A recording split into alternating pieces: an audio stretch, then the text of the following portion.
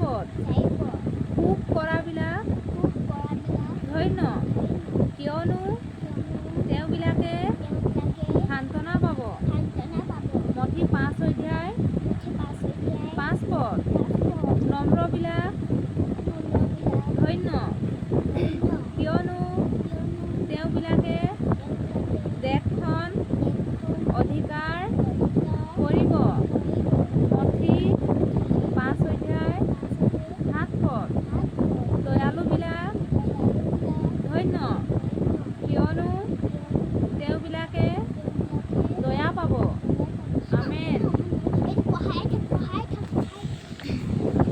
এতিয়া আমাৰ বেটীহঁতৰ কালি প্ৰগ্ৰাম আছেতো সেইকাৰণে মানে বাক্য ভাজবোৰ ল'ব সেইটো কাৰণে সিহঁতক মানে ৰেডি কৰি আছোঁ আৰু সৰু বাচ্ছা মানে পটকৈ মুখস্থ কৰিব নোৱাৰে আৰু তাহাঁতৰ লগত লাগি থাকিব লাগে এতিয়ালৈকে এটাও মুখস্থ কৰিব পৰা নাই লাহে লাহে হ'ব আৰু কালি পাছবেলালৈকে যাম।